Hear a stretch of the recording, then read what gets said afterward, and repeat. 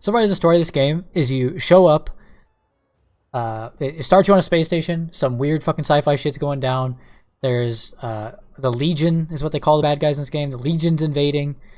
They're beings from another dimension. They're fucking up the space station, but there's these two people inside who seem to know everything that's going on and are like obviously not the good guys. They show up, they hack the whole space station, wreck the whole space station on the inside. They make their way to this thing, open up a vault.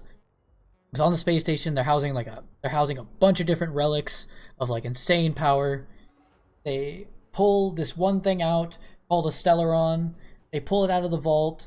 And then one chick just opens up an AI and is like, create an AI human, and that's your main character.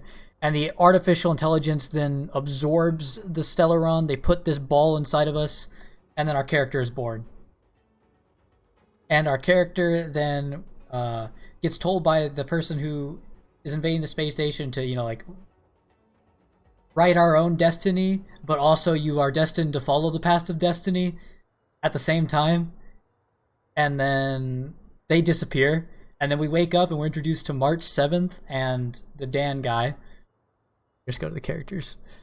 We're introduced to March 7th. To be clear, March 7th is a person, not we're introduced to March 7th and Dan, and they tell us you're on Herta space station. The Legion just attacked.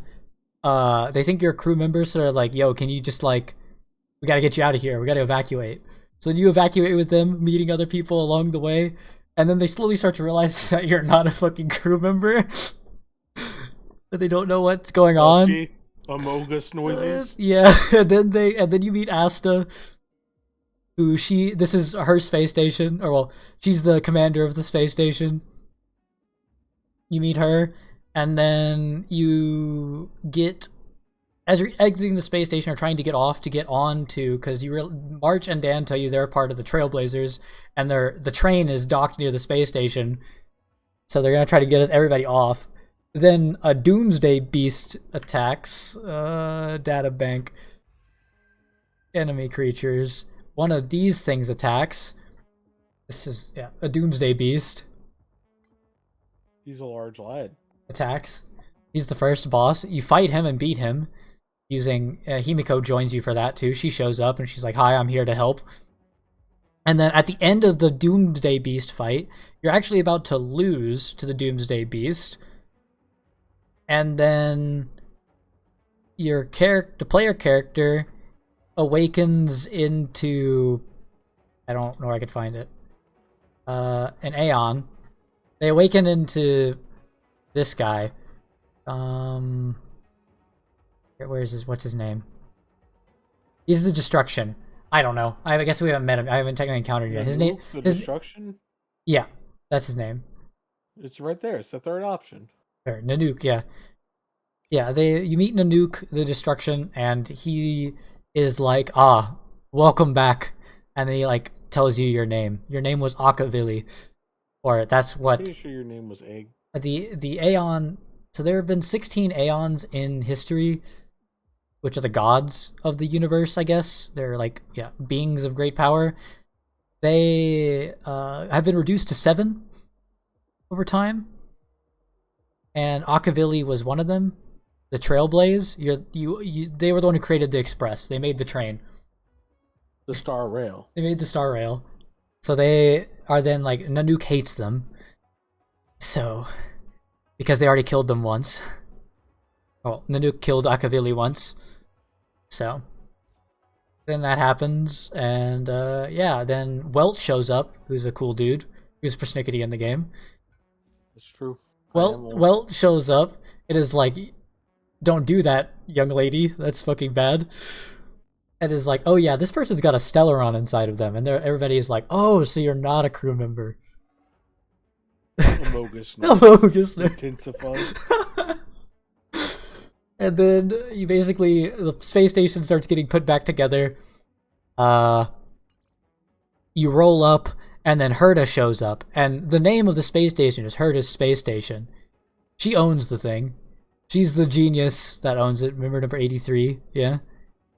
She's terrible sense of humor. And then she basically has you do a bunch of stuff on the space station. And you're given 2 options. they're either like, well, Herta wants to dissect you Fair enough. and figure out figure out what you are, because no human body is supposed to be able to hold a Stellaron. And then it's discovered that Stellarons are things that are used to literally annihilate and like they corrupt and destroy planets. So like putting that inside of a body is like, what the fuck? How is that even possible? So she wants to dissect you, but then Himiko's like, well, that's kind of fucked up. What if she just joins us on the train that they literally said she is the reincarnation of the person who made our train? So then you're presented with a choice. So, and also, by the way, you choose to get dissected by Erna. Well, or at least that was the option I picked first. But turns out she doesn't actually want to dissect you. She just wants to throw you into the metaverse. And watch you flail around in the metaverse.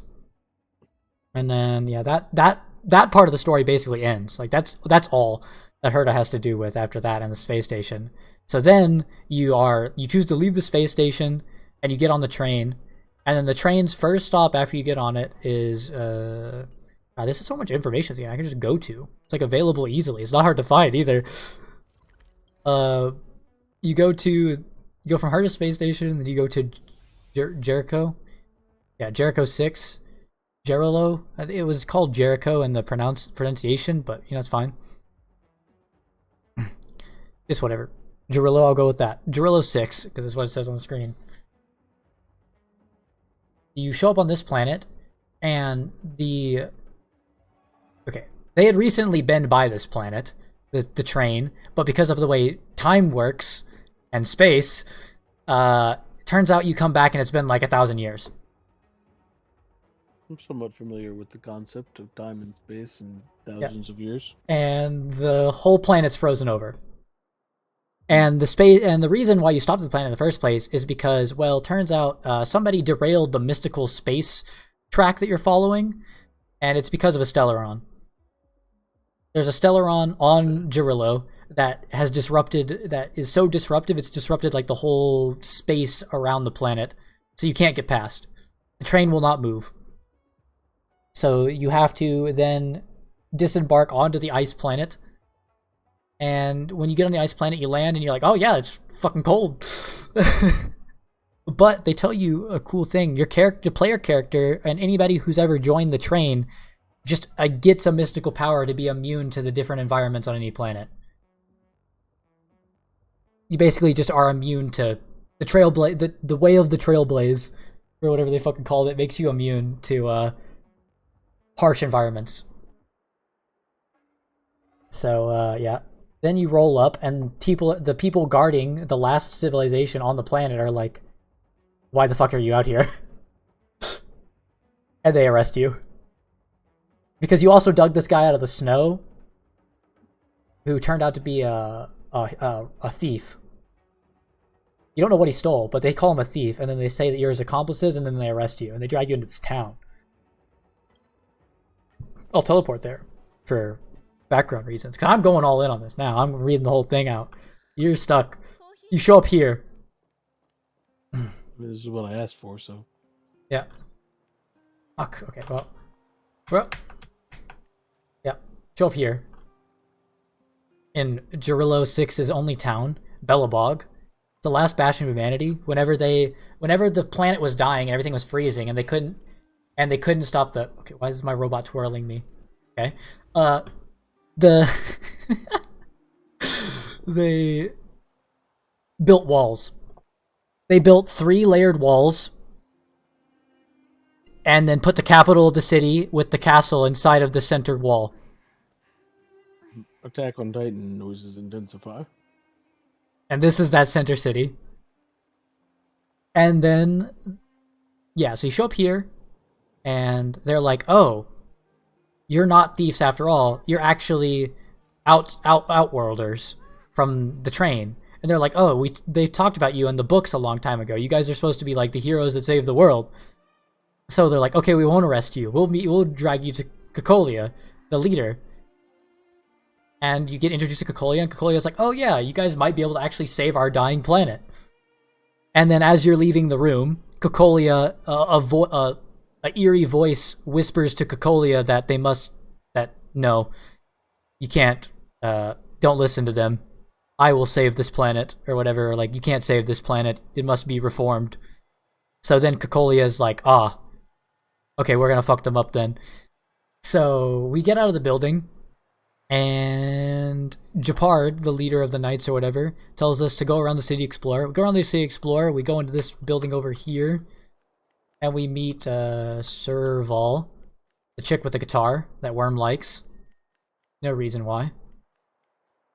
We roll into here and meet her, Serval. Hello, Serval. Hello. Yeah, meet her. I can't see why Worm would like her. Yeah, lightning guitar lady. He's confusion. Yeah. So we meet her, and then after we meet her, she's like, "Oh, cool. Why don't you just like finish going around the city? We go around the city, and they put us in the first class hotel. They put us in the biggest hotel, free of charge. And then we go to sleep in the hotel."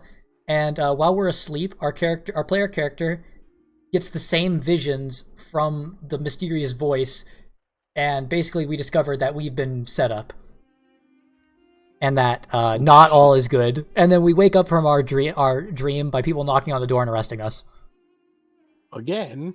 Yeah, and then this time they actually try to arrest us, but March 7th and Dan go full anime style on them and fucking do some flips and teleporting ninja shit to get us get us unarrested, and then we jump into a portal that happened on okay, backing up, I'll resume now. This is where they introduce us to the fact that there are things called fragmentums on these planets. So a planet affected by this thing called a stellaron starts to develop fragmentum, which are you probably see me kill those weird blue-orange crystal things. They're basically small legion. And they come from portals called fragmentum that open up on the planets that get affected by stellaron. So we jump through a fragmentum portal, which none of the people on this planet ever thought to do. And we go out the other side, and it's still on the planet, but it's on another part of the city. And so basically we go through a whole scenario where we're fighting our way through the basically cut off part of the city. And then we get to the end of that, and surprise, surprise, turns out the people who live in the city know the city better than us. They catch us, and they arrest us again. And then that time, as we're getting dragged away, Sampo shows back up. Well, okay, I'll tell you who is arresting us first. Go to... This is the person who is charged with arresting us. She is the daughter of Cocolia. Her name is... Branya. Branya shows up. And she's like, my mom told me to arrest you because you were going to overthrow the government. That's the excuse she gave, is that we're going to overthrow the government. Yep. True. That we're here to overthrow the government. And so she was sent to arrest us. And then Sampo shows up, which I have that here. This guy, he shows up. It's a fucking clown. Look at this fucker. He shows up, and he's got a thick Texas accent. He's the fucking clown of the whole game. He shows up, and he knocks everybody out, including Branya, the daughter of the lead of Cocolia, the big lady. And he shows up and knocks us all out and takes us to a place called the Underground. Which then is discovered that this planet isn't, how can I see it? This. Okay, like this. God, these maps are cool. Anyway, so this is the overworld, and then directly below it, built in the same exact space, is the underworld. That tracks. That the underworld is below. Yeah, and the underworld was used to supply... So the way this worked is when they built the walls, the way it was for the longest time, for like 100 or something years, for like multiple hundreds of years, is that the underworld provided power through mining, power and technology to the top, which then the top would send back agriculture and soldiers to the bottom to help fight off fragmentum or whatever would appear down here, whatever appear up here. But then eventually, Cocolia decided to just cut off the pathway. She said, "We're abandoning the underground. Everybody down here can fucking die." Yeah, it tends to happen. And left them all underground. So the underground had been survived. Nobody had gone. Nobody knows a way to go between, because there's only one passage up, or supposedly, you can see Sampo is going in between. But he takes us down to the underworld, to where you down there. You then show up in this town, Boulder Town, and he introduces you to a bunch of all these people. And you come down here, and it's underground, that's for sure. Notably What happens when you look up? I'm not gonna look up on Clara, we're not doing that. Okay, well, change characters. There's the ceiling, that's the overworld. It's actually huge down here. That's what she said. You roll up and you come into the city, and they're like, you wake up and you're in here. I'll trace the story back. We're in here. You wake up. This is Natasha's clinic. You wake up with Natasha in your face. And she's like, "Oh, you're awake." She's like, "Everybody else is already awake. And why the fuck is Branya down here? And what the fuck did Sampo do this time, that idiot?" Basically. And then you go around this underground, discovering that since the overworld disconnected from them, they had to invent their own militia called Wildfire. There are fragmentum things spawning everywhere down here too. It's not just the overworld. Everybody's going hungry because you can't make food in the underground. Make mushrooms. Not a lot of food. Everybody's going hungry, and there's not medical supplies because it turns out the medical supplies also came from up top. So then you're tasked with fighting off a bunch of fragmentum invasions, and then it also determines that there's two factions underground. There are the rebels, or the rebels, I guess, and then Wildfire. And the rebels do not like Wildfire because Wildfire is trying to maintain order, and they don't like necessarily partnering with robots, but the rebels are just cool with following one guy's orders called Svarog. Might have met him. He's my friend. The big boy. He's a robot. Yeah. But I thought you said they didn't like robots. The rebels do like robots. Wildfire doesn't. So the rebels are a part of join Svarog. Well, I guess it's Clara and Svarog, technically. They're technically the ones in charge.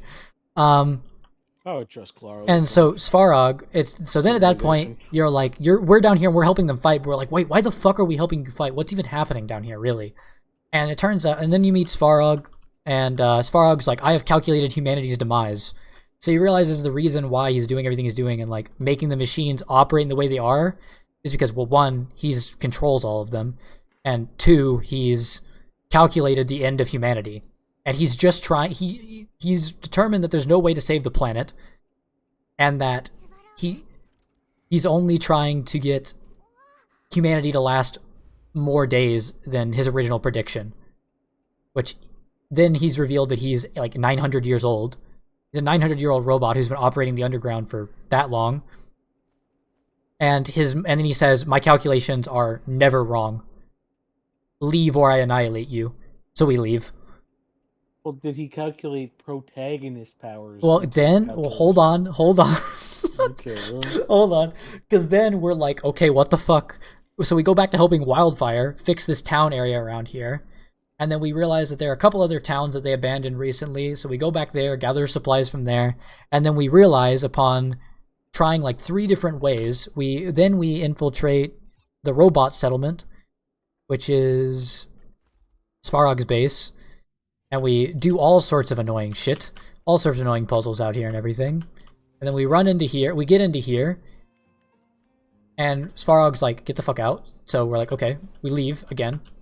And we go find Clara. We're like, okay, we'll find Clara. She'll tell us what's going on. So we go find Clara, and she's all alone and defenseless looking for some stuff. And we all roll up on her and we're like, let us in the gate. And she's like, no. She's like, I can't do that. You guys aren't right. And then she leaves.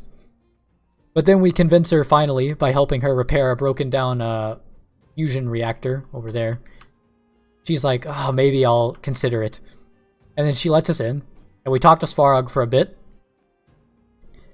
And Svarog's like, wait a minute, I didn't include in my calculations protagonists. Literally, that's the reason we used to convince him, is that we didn't calculate protagonists. But he doesn't listen to that first. First you fight him. First he says his calculations are never wrong, and then somebody pulls out a sword, and then he's like, threat detected, annihilate the threat. And then you beat his ass. And then at the end of beating his ass, he's like, Clara's like, jumps in front of a bullet, and then that happens. And then at the end, Svarog's like, I'll recalculate. You don't kill the robot dude.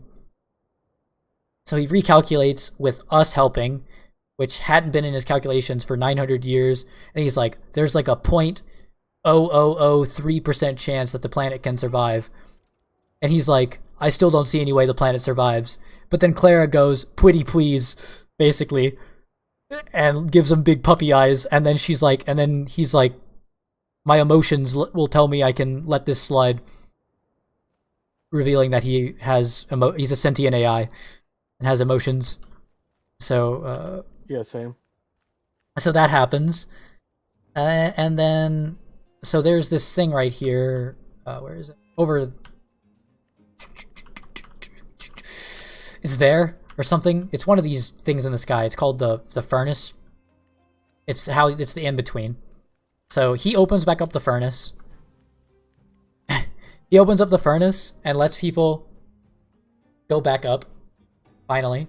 So then we all kind of scatter for a bit, and all the different characters from the underground regroup. Natasha groups up all of the Wildfire people, and then she reveals that she's actually the leader of Wildfire. The other Selly and the other people, I guess, along the way you meet Selly, who's... Let me see, databank. Character. Along the way you meet Selly. She's the edgy scythe girl. You meet her, and Branya bond. Real good bonding.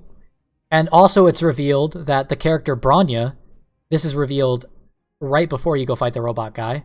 It's revealed that the character Branya, who was the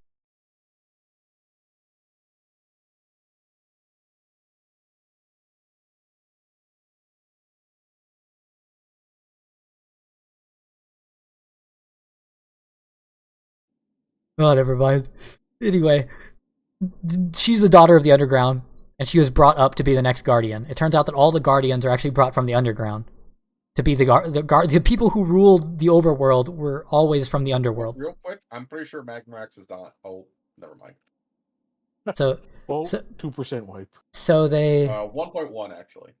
So Branya then realizes that her mom might have been lying to her, and her mom might be the evil person.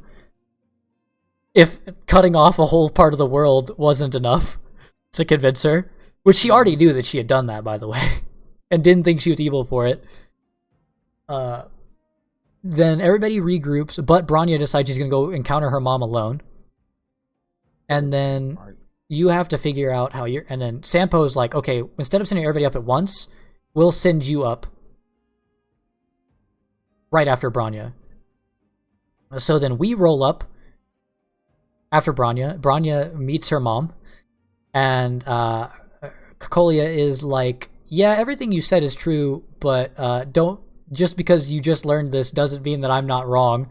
Basically bitch slaps her, and then tells her to follow her if she wants to know the real truth, and they walk off. And then you show back up in the town. Everybody still kind of doesn't like you. You're still not allowed to be up there because you're still considered criminals. And then you go meet Serval, and Serval takes you secretly to...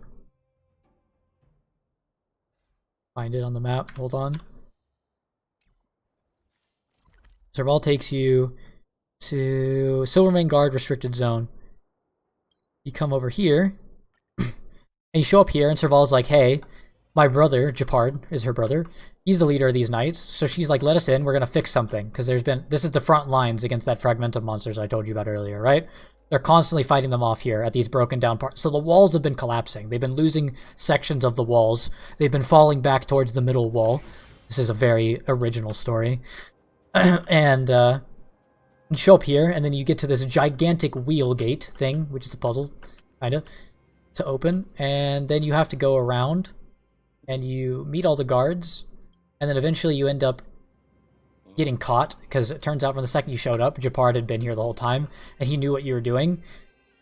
And then you show up, and Japard's like, why the fuck are you betraying the country? Why are you helping these criminals? And then through sisterly bond, aka beating his ass, he realizes that he was actually wrong and that Cocolia was evil, but that he can't stop, they can't stop fighting these monsters coming through the gate, or to the gate, because then the city would fall, so we'll have to follow Cocolia. So then we follow the player characters, or well, just the main character, Selly, Dan, and March 7th go up here, and we go into this corridor, and we fight like big echoes of fragmental monsters. You get these giant ones that are humanoid. You fight a shadow of Cocolia, and then you go all the way out. You go into the place where I fought her before. You make your way all the way up here to this place. This is called the Engine of Creation. Which then at this point, the whole background of the world comes together. And way back when, like 1,000 years ago, when the Stellaron landed on this planet, there was actually a Legion invasion already happening on the planet. And the Stellaron showed up, and the architects here, like really smart people, the founders of the whole country, or the remaining of humanity, built this engine to control the Stellaron, to use it as a power source, not realizing that it was actually what was going to corrupt the world and create this everlasting winter. So then Cocolia turns to the player character and to Bronya and is like, make a choice. You can either side with me and we'll remake the world, because that's what the Stellaron's been whispering to her the whole time, is that the world is doomed. The only way to fix the world is to delete it. Start from scratch. And the whole point of making Bronya and raising her the way she did is because she wants Bronya to be the mother of humanity. Like, the next one. Or something. She said, somehow the Stellaron's gonna make it possible for just her, as the only human left, to be the mother of the next humanity. So then, she says no to that. And then her mom transforms into that giant ice person. Ice mother that we fought. There's a huge epic fight scene. Himiko fires a space laser. And then and that space laser wakes up a giant robot. And the giant robot actually, yeah, this hand is the giant robot. It's a mountain-sized robot that was hiding under this mountain. Mountain-sized robot wakes up, and then we actually get our ass beat. Cocolia stabs us through the heart with a spear made of ice. She spears us in the chest. We fall off the cliff, all dramatic anime style. And then instead of dying, instead of the game ending, we wake up inside of we're walking on the stars. And we walk on the stars. This part on the stream was giga laggy. It would look terrible to go back to. You're star walking. Yeah, we star walk all the way into the middle, to where in the middle it's discovered that there is a spear made of a lance of fire. We pull the lance of fire out of the stone, and then the will of the Aeon of Preservation says, I choose you. And deems us worthy to wield Pokemon? He deems us worthy to wield the spear. And then the player character gets the spear, pulls it out of their chest, and jumps back up onto the mountain to fight Cocolia again, but this time with the power of God and anime on their side. And then beats the Cocolia's ass. And then she disappears into the void. And then the Stellaron, because she absorbed the giant Stellaron thing. Obviously, the bodies aren't made to hold it, not a normal one. So whenever she weakens at all, she erupts. She dissipates, and all the Stellaron's gone. Its energy is just scattered back all over the planet into the atmosphere or whatever, and then the storm starts to die down on the planet. The sky actually changes after that. It turns this whole sky to like an aurora of surely not toxic radiation. And then everybody regroups for a bit, and they make up a story to say that Cocolia was actually the good guy. She saved the planet. They make up a story to say that she absorbed the Stellaron's power because she knew that it would end, that if she used its power and then ended her own life, it would scatter the Stellaron and like let them all start over. Or we make up some bullshit. And then Bronya decides to be the leader of the overworld and then open back up the underworld. You go back to the underworld, make sure everything's good there. Then you bring all the underworld people back up to the overworld, reconnect the passages, and then as you're leaving, Selly and Bronya basically agree to be together and keep the world, the underworld and overworld from fighting again. And then as you're leaving, Welt also tells them that, oh, by the way, because your planet was fucked up for so long, it's gonna take like thousands of years to fix the shit that you guys fucked up. Because it turns out that the people who were trying to use this outer worldly power were the ones who actually killed the planet. Yeah, so he's like, yeah, you guys kind of did that to yourself. We're gonna get back on our train now, because we can actually leave. And everybody's like, okay, we'll accept that. And then we leave the planet. We're not supposed to interfere with their governments or anything. So we leave and just let them do them after getting rid of the Stellaron problem. We get back on our train, and as we're about to leave on our train again to go to our next destination, which we don't know what it is yet, we haven't picked, we were about to vote. That person who woke you up as the player character at the very beginning of the game shows up and is like, hi, I'm a hologram, but you guys need to go to the Jianzhou. Yeah. You need to go to the Jianzhou Lafu. That's where you need to go. And everybody else is like, we're all like, why the fuck would we listen to you? You're literally our arch rivals. And she's like, well, we're on this place, and there's a Stellaron here, and it was our fault. Hee hee. And then she disconnects the call. She says some other stuff. That's basically what it is. So everybody decides that, well, we basically kind of have to go there. So we star rail our way to the Jianzhou Lafu, whatever the fuck it's called. And we show up, and it's a giant space planet. It's this planet, it's a spaceship that harbors a species of people that are 8,000 years old. They left their original planet to get on spaceships to go to the stars, and they just float around on planet incubator spaceships, basically. That's what they do. That's all we know when we show up. And then we just kind of board their ship without them giving us permission. Because they usually give permission, but they didn't, so we were just like, they didn't give us permission, but I mean, like, they're usually pretty chill about it, so let's just invade their ship. So we sneak into their ship. So we sneak into normally pretty nice. we sneak into their ship, and we discover that on their ship there are a bunch of fragmentum monsters and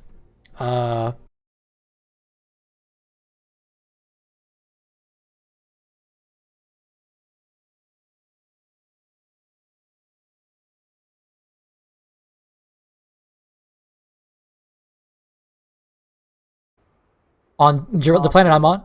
This planet, like we said, Welt basically said that analyzing the planet, that even though the Stellaron was gone, it's influenced everything because of all the like drain on the resources of the planet and everything, all the fucked up shit that happened beforehand, the pollution, like everything. The world was fucked beforehand, and then they giga-fucked it even more by having to live the way they did because of the Stellaron problem, that it was going to take hundreds and thousands of years for the planet to go back to normal, but that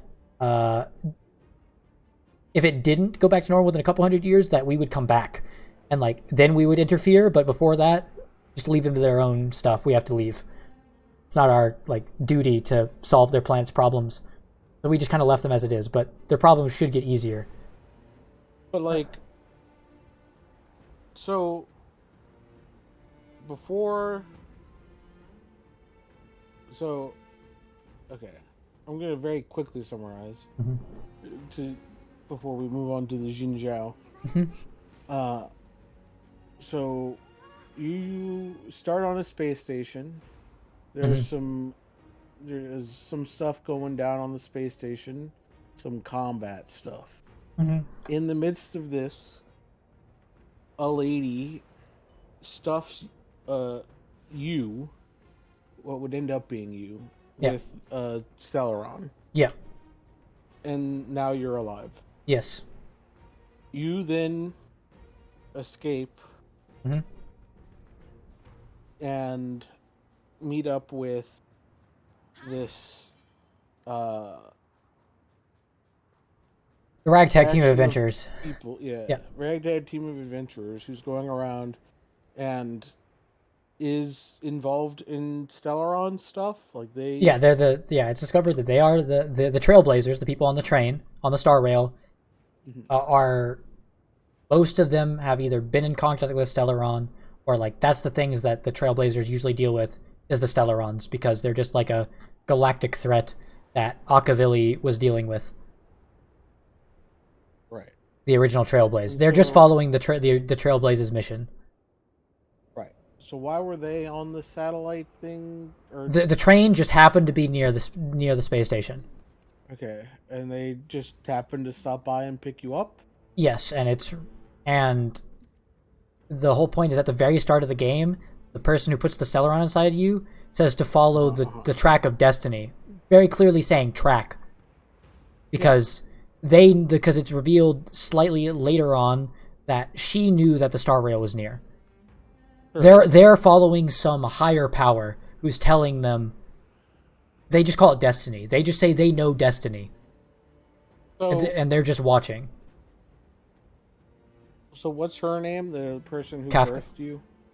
So Kafka I think I can maybe goes find. into the your so your main Here she is. character. Yeah, Kafka. Lady, Her. She's the. you're just a robot to start out with. We're we're a Not even. we're a synthesized human being, is what they technically called us at the start. Sure. But you're just chilling, debooted, not doing anything Mm-hmm. until Kafka comes along and shoves you full of Stellaron. planet parasite. Yeah. Mm-hmm. That's actually what You they call them. then Yeah. but she does this on The space station. the space station, Mm-hmm. knowing that you would be picked up by the The Trailblazers. Trailblazers. That they were also on the space station because they were nearby resupplying. The space station has a dock for the Star Rail.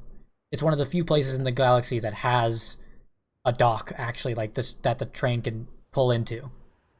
Okay. It was built to harbor it for various periods of time. Sure. And so you now meet up with the Trailblazers. So now you move on to Jarilla. first planet. Jarilla 6, yeah. Yes. And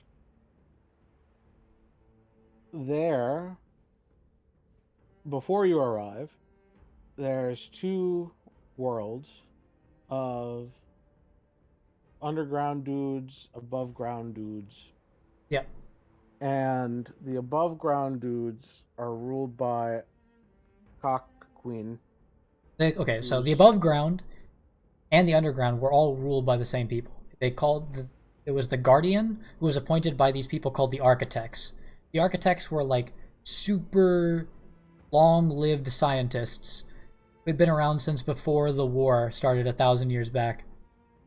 And those four architects, or however many there were, some number, elected or chose a guardian, and that guardian then votes with the architects to pick the next guardian, and they rule the underground and the underground and the overworld. Okay, and due to you being here, I guess if you hadn't have been on the planet, what would have gone differently? The thing was we were trying to zoom by the planet on the Star Rail, and then the Stellaron surge from the planet was so strong it stopped the Star Rail from leaving, and we couldn't go past it. Okay, fair enough, but like, and the Stellaron was revealed to be reacting to the player character. Sure, when we were the end of the storyline on the planet, ends with the Stellaron being destroyed. Yeah, and the cock queen. Dead. Yeah, but she wanted to utilize it in Yes. order to. Well, what the plan was of the Guardians, and that if we hadn't showed up and done anything, was that she was going to slowly, over time, over her course of her lifespan, utilize that Stellaron to just like kind of delete the world, like, Okay. and restart, like start re-terraforming the world. But really, what the planet parasite was going to do was just devour it, Mm-hmm. Mm-hmm. Mm-hmm. and then there would have been nothing left. The planet would have just been devoid of all life, and the Stellaron would have then left the planet. Right. But instead, But the it's Stellaron now couldn't leave the destroyed. planet because it was caged in that engine. Okay. Its whole purpose was it was trying to get out of the engine to then consume the planet and then leave, because that's what they do. So, how much influence did the Stellaron have in influencing the council dudes to The making Stellaron the had been plan the to? Stellaron had been there. So a war started 1,000 years back on the planet's time, right? War had started 1,000 years back with the humans on that planet fighting against the Legion. Those the demons on the, or like the other dimensional demons that were on the space station. Interjection. Why does every game have a fucking demon thing that's called the Legion? Okay, well, they're called the Legion. They showed up on the they showed up on the planet 1,000 years back. They've been going all. They're on a bunch of planets. They're invading a bunch of planets, but they also invaded Gerillo. They invaded Gerillo and started a war. That war went on for like a couple 100 years, but humanity was losing. And at some point during that war, the Stellaron showed up on the planet. And when the Stellaron showed up on the planet, the humans at the time tried to use it to win. Mm-hmm. But then that eternal freeze started because of the Stellaron. The whole planet started to ice over, and things only got worse. And then the Legion was gone because the Stellaron did its thing. It froze over the whole world, killed all the Legion, but then the Fragmentum started popping out of it. Right. So we don't really deal with the Legion. No, we're just dealing with Fragmentum and a Stellaron. Right. And some the fucked up people- humans. Yeah. The people who have been corrupted by the Stellaron. Sure. And so basically all we end up doing in our whole time on the planet is just destroying the Stellaron. And then we destroy the Stellaron, and we decide that because the way of the Trailblaze is to not interfere with any of the planets, because while it might only be 2 years of the time span for somebody on the train, we could come back on another stop and it had been 1,000 years again. So like getting involved doesn't really make sense. Because like we're just gonna outlive any sort of system we build.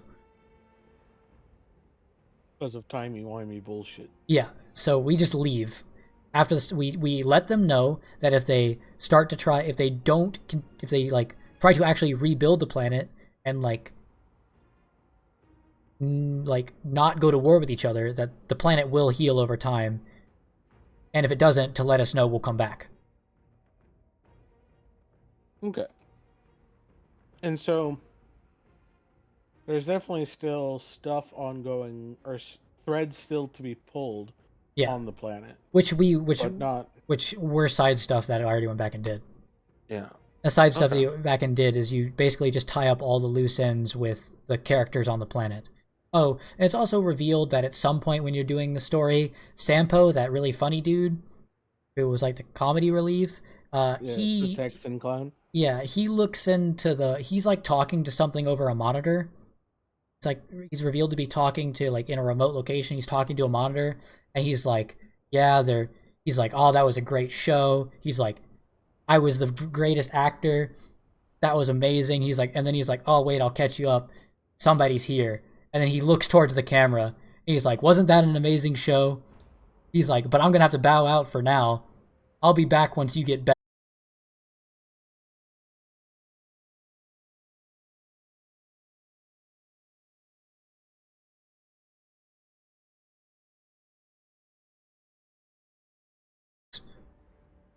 And he leaves. Probably meet him again. He's the only character you didn't actually tie up the story with.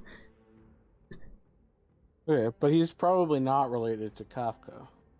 No, I think he's directly. I think that's who he's talking to on the monitor. Ah, I see. Yeah. So you do think he's related to Kafka? Because, I mean... Oh! Because I was Sorry. here. because Kafka happened to know right when we were leaving the planet. Right. On our star rail. So which is sussy. Yeah. So they also so Kafka's a part of a group called the Stellaron Hunters. It says it right here on the screen. But basically they go around hunting the Stellarons for their own power. Whereas we go around they serve destiny.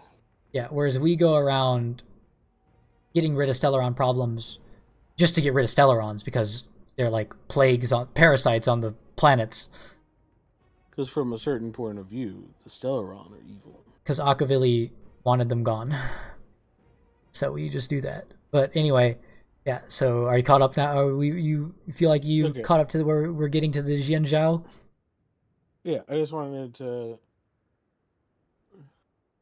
do a summary real quick. But yes, Jianzhou. So then we roll up to the Jianzhou and they're not letting us in their planet. In their planet ship. So we just kind of go in anyway. And we show up and we go into the cargo part of the ship. And there's fragmentum monsters and Mara struck people everywhere. We just are told by somebody shouting that they're Mara struck. We don't actually know what that means yet. And we beat some bad dudes and we make our way through and then we encounter somebody who's like we encounter Ting Yun, the fox girl. Which one? Here to the characters. We encounter Ting Yun. Her. And she's like, I guess I have voice.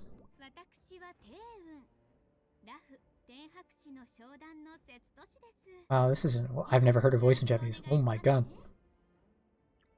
That's way better than her. Okay. He's just a weeb. we meet her, and she tells us that why the fuck are we here? She's like, the spaceship is closed off. Nobody can get on or off right now. Why are you here? Are you invaders? And then we're like, do we look like invaders to you? And she's like, kinda. And then we're like, no, we're part of the Star Rail. We're Trailblazers. And then she goes, oh, I know who that is. Because unlike Gerillo 6, the people who had been on those planets of humans, she's like, oh yeah, I've been around for hundreds of years. I know that. I've been to a bunch of different planets. I know you guys. I've seen you guys around. And which is true, because most of them have. And then, at that point, you get introduced to the concept that as she's taking you to a safe space, you're introduced to the concept of that the people on this ship, they're all long-lived species. So, like, the youngest person you're going to meet on this spaceship is, like, 400 years old. So, and, like, some of them are up to, like, 8,000. Yeah, same. Apparently. So you're gonna like lifespan is very different on this planet ship. They are not a normal. It's not like it's galactic timescale basically for these creatures' lifespans. And then so you show up and she's like, "I'll take you to meet the head honcho." Her name's Yukong. I showed her before. I can show her again. The big tail. Yeah, the bigger the tail, the more powerful they are. Yeah.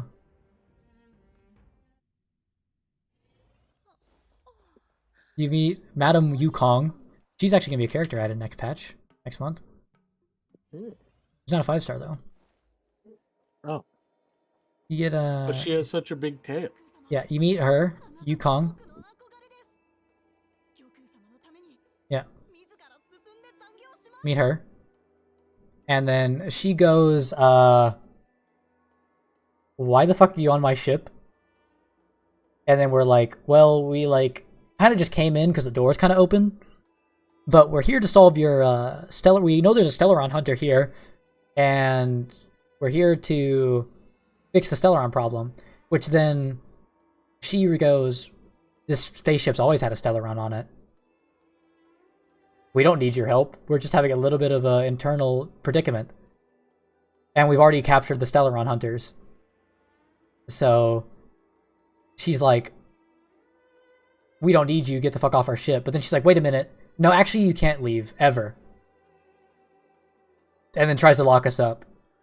But then the Giga General Jin Huan shows up and is like, they're with me. They're gonna work with me. And then she kind of just, it's kind of revealed at that point that he might actually be the one in charge. And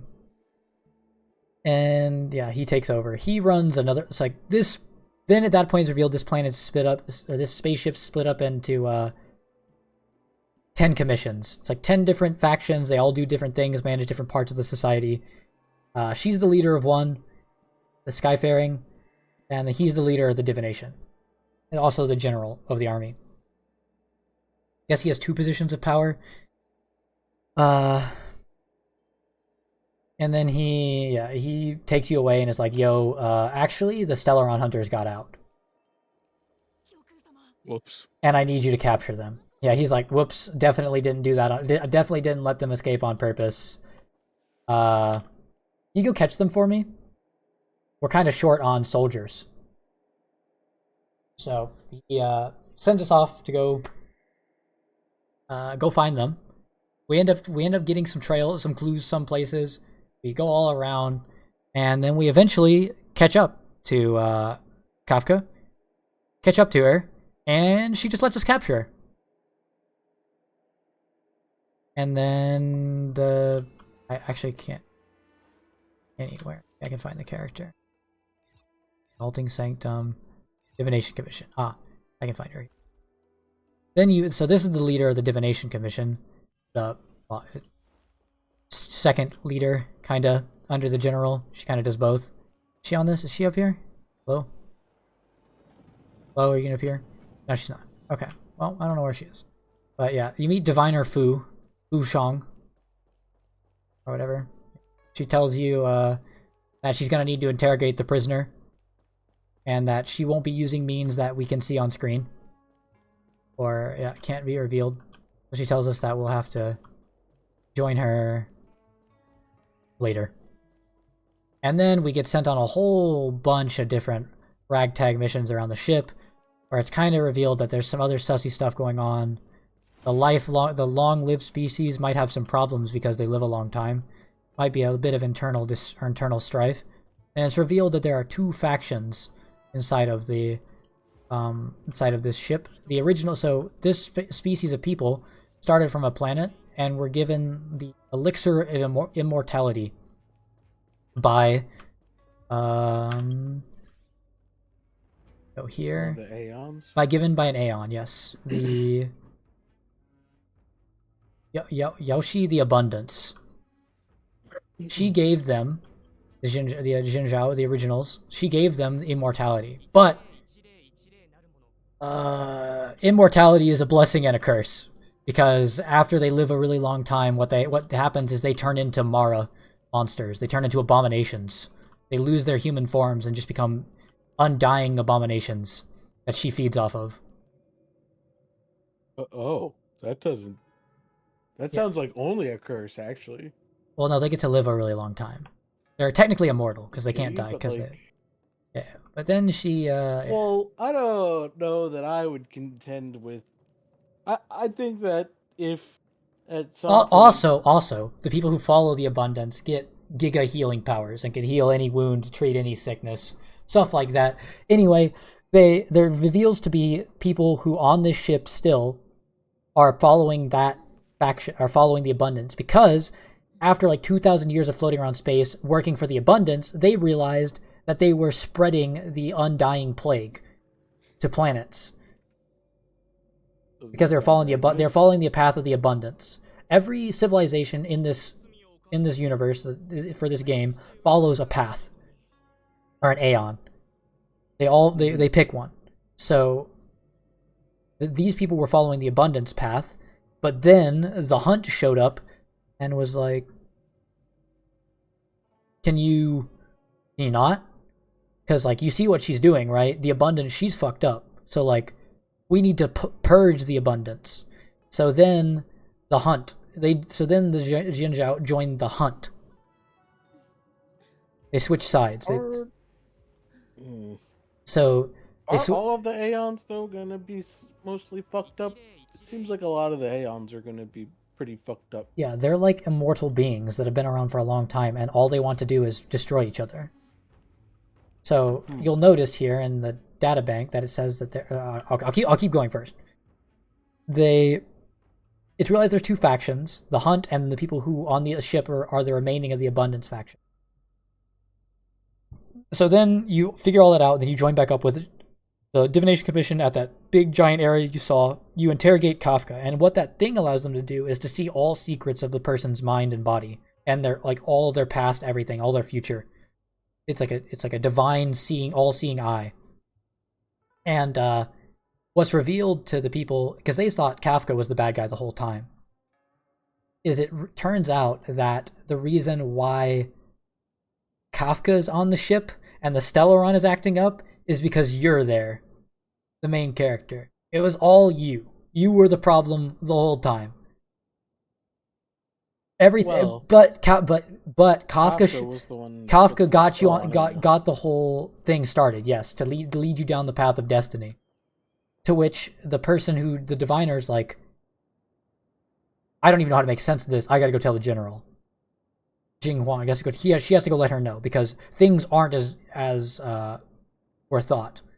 So then Kafka talks to you for a bit and is like, I'll tell you what you want to know. And she tells you that originally there were actually 16 Aeons. And that now there are only 7 because some of them got because it turns out gods can die. She's like, even gods can die, but only by other gods. So what happens is the 16 Aeons started some point a long time ago, and they had their paths. But some of them started to merge together. Like preservation is a merger between two paths. Like 2 Aeons merged and made the preservation path. Also, Nihility was another merger. And then, like, there were a couple, like, Akavili got destroyed. Like, destruction killed the Trailblaze path. And, a couple of the other, yeah, like, the Remembrance. A bunch of them merged, basically. If you go here to the databank, it shows them. There was... So what happens to people that are following the path of an Aeon that thing gets destroyed? Yeah, so like Zype the Harmony was another one that merged. So there was originally Veracity, Ouroboros the Veracity. Which one was this one? This one was by somebody. This one was killed by the Hunt. Veracity is killed by the Hunt. Remembrance. So, oh yeah. So these people, the Remembrance was immortal. Like, they were immortal, but then they just kind of disappeared. Nobody knows what happened. So what happened was they were a dragon, a giant dragon, giant space dragon. Same. And they created a bunch of lesser races of dragons, and they bestowed upon these dragons various elemental powers. Sounds familiar. And then kind of just dipped. And very familiar. And turns out these dragons they weren't die either. They're ever living, but when one of their lifespans ends, they, instead of dying, transform into an egg and then rehatch from the egg as the same creature. They have the same memories and everything, the same thing. They just have a new bodily form. Egg. Yeah, and that's when you meet. Probably tell which character you're about to see on the screen. That's when you discover that her, Bailu, her, she is like a 2,000-year-old dragon. More than 2,000. This is 2,000 in this body. She's a part of the Vidyahara. Yeah, those are the dragon people. God bless you. Yeah. So they, you learn about them, and you learn about the Aeons that, like, other people, like, the other Aeons that merged and are gone or either got hunted off. And then you learn that a lot of them just decided to be, or just to fight each other. Like they've been, like the hunt is trying to get rid of the abundance, so they're in an ever continuing fight, and then destruction kind of just wants to destroy everybody. Stalker. And so then, your group, the Trailblazer dudes. Yeah. Are you're following the path of the Trailblazer Aeon? So because the Trailblazer is technically dead, they can't be granted power by it anymore. Mm-hmm. So they're called the Nameless. Okay. That's what they call the people who go on the Astral Express. They're called the Nameless. But technically they still follow the lingering power of the Trailblaze, yeah.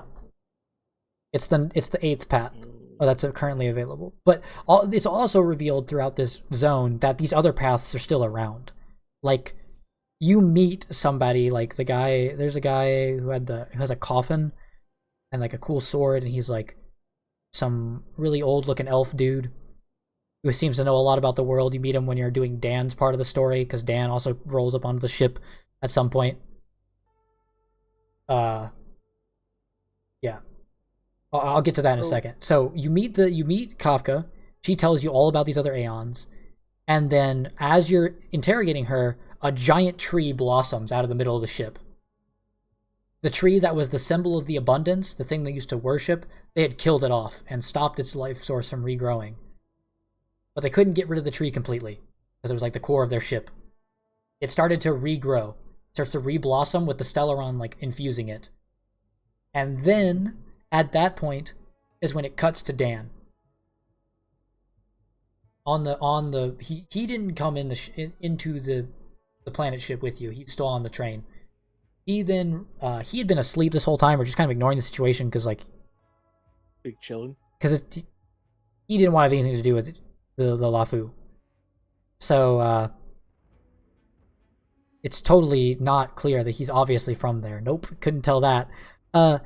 He then realizes by watching back the video, the hologram of Kafka showing up on the ship, that Blade.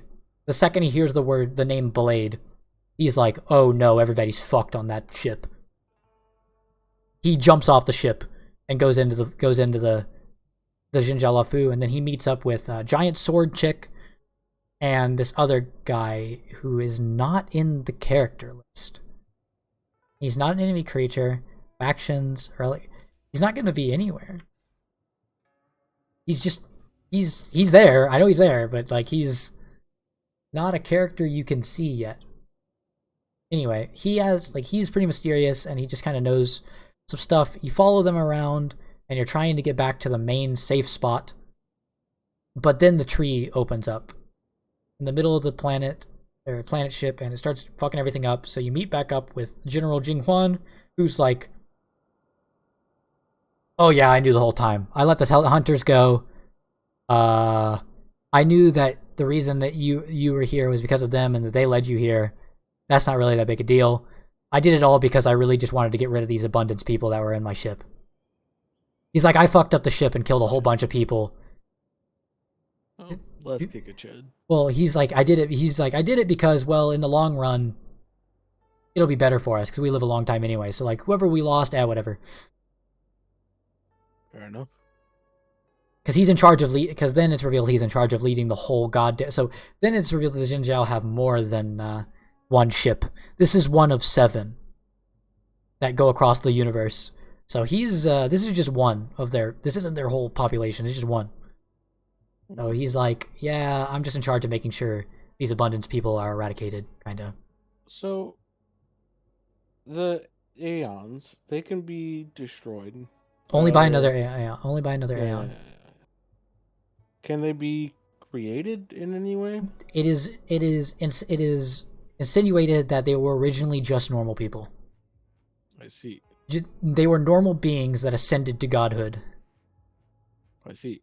And so it's possible that you are also all of the Aeons originally, like even the other, like Akavili was just a traveler that became the Trailblaze. So it's possible that you, Egg, are en route to becoming. We already know that. We already know from the introduction of Nanook that we are Akavili reborn. Okay. We are the Trailblaze. We're just not really sure what that means yet. I see. Yeah. But like as a player, we can look around through all this information and realize that. But like the player character doesn't realize yet that they're the reincarnation. Because they're also able to switch paths, which other people can't do. But the Trailblaze was unique because Akavili wasn't actually a path. He was like they weren't actually like a. They were just wild card. Yeah, they're the wild card. Yeah. So they were. So they were able to do whatever. So yeah, then it's Don shows up and he goes through the whole planet, goes through the whole ship, and then you all end up going to the Artisanship Commission, and then here the giant tree is growing out of like right here, and guarding the giant tree is an unkillable deer. So it kicks our ass a couple times. The non-Dan party kicks our ass, the main character party. We have to regroup and actually delete the, like, we use that, you know, that puzzle thing I did, that laser beam thing? Yeah, those lasers can actually destroy the growth. So what we do is we destroy all the growths of the abundance that have creeped up around this part of the ship, around the main, like, trunk of the tree, and we kill the deer. And then after we kill the deer, it's revealed that another person we met while we were doing side errands, Don Shu, a blind girl, she is the leader of the faction of the Abundance on the ship.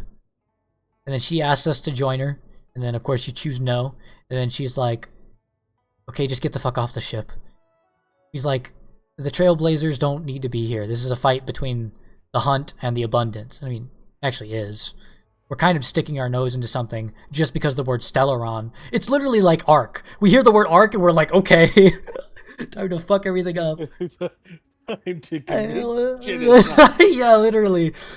So we, yeah, so then everybody's regrouping. We're joining back up with,